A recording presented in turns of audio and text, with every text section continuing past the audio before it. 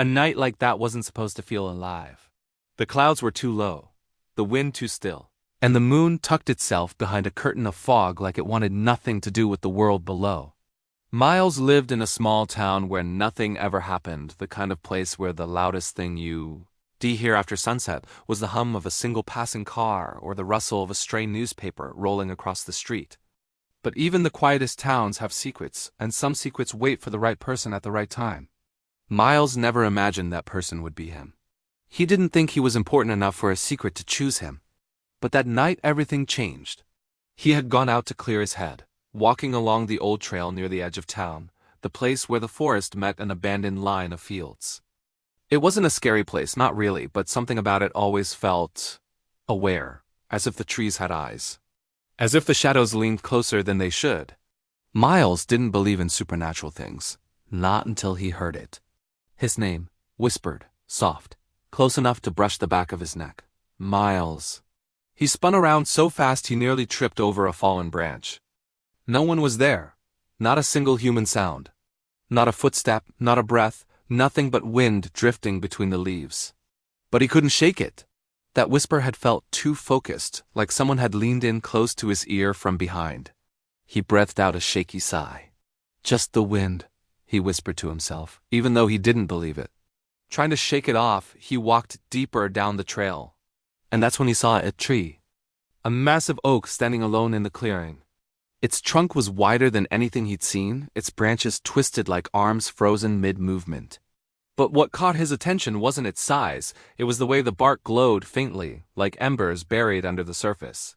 He blinked, rubbed his eyes, and took a step closer. The glow pulsed. Once. Twice. Like a heartbeat.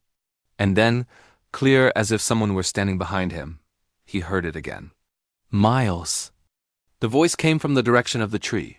His breath halted. He stared at the trunk, at the faint glow, at the shadows curling between the roots like they were breathing. Who's there?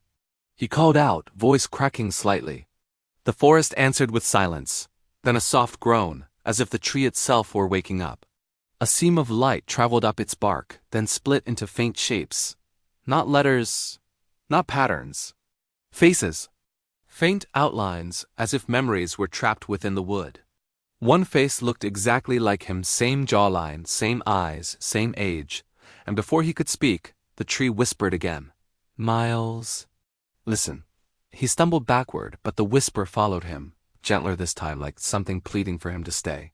Miles, don't run. His heart hammered against his ribs. He swallowed hard. What do you want from me? The glow inside the trunk flickered, and the whisper answered. To warn you. Miles froze. Warn me? About what? The wind shifted, sweeping loose leaves into a slow spiral around his feet. The branches creaked, lowering slightly as if bending toward him. Someone is coming, the tree murmured. And you must not trust the first hand that reaches out to you. Miles felt cold spread down his spine. What are you talking about? The forest suddenly felt tighter, like the darkness leaned in. You won't understand yet, the tree whispered. But when the moment comes, remember, the danger will smile before it strikes. Miles opened his mouth to speak, but felt a tremor beneath his feet, subtle but unmistakable. The ground shifted slightly, a deep rumble spreading through the roots beneath him. The tree's glow dimmed instantly. He's near, it whispered urgently. Go home. Miles started backing away, still staring at the tree. Wait, who's near? What's coming? But the tree's glow went dark, completely dark, as if it had shut itself off. The forest fell dead silent. Then a twig snapped behind him. He spun around sharply and nearly collided with a man standing on the trail. The man smiled softly. Too softly. Friendly in a way that felt hollow. Hey there, the stranger said, voice calm, almost too calm. Didn't mean to scare you, you okay? Miles nodded slowly, but every instinct in him screamed run. The warning echoed in his mind. The danger will smile before it strikes. The man stepped a little closer, keeping his hands visible. Do you live around here? It's late. Kind of dangerous to be out, Miles hesitated. His voice shook slightly. Yeah, I'm fine. I was just heading back. The man nodded. Good. Mind if I walk with you? It's dark out. Miles felt himself tense. He tried to stay calm. No, I'm good, thanks. The man didn't move. He just kept smiling. You sure? Something in the man's expression flickered, barely noticeable, but enough to confirm everything the tree warned him about. Miles stepped back. I really should go. The man studied him carefully, then his smile widened just a fraction too much. All right then. See you around. Miles didn't turn his back until the man walked away in the opposite direction. Only then did he hurry down the trail, nearly running, heart pounding. Halfway home, the narrator's voice would naturally shift. And hey, if you're listening right now, tell me honestly in the comments, would you have trusted the smiling stranger or listened to the warning? I read every comment. And if this story's keeping you hooked, tap the like button. It helps more people discover these stories. Don't forget to subscribe for more magical, mysterious tales every day.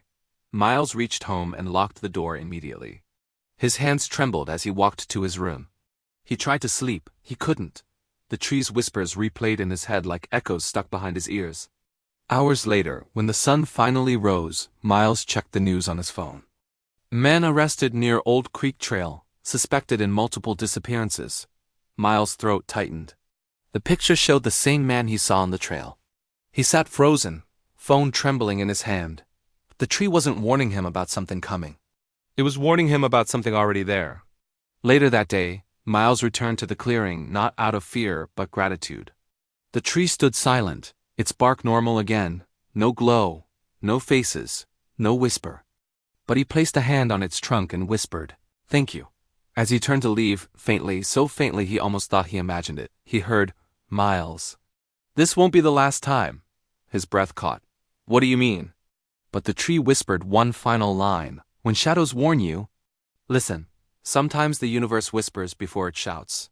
Sometimes warnings come from places we least expect, and sometimes the voice that saves us isn't human at all." If this story stayed with you, hit subscribe and stay close.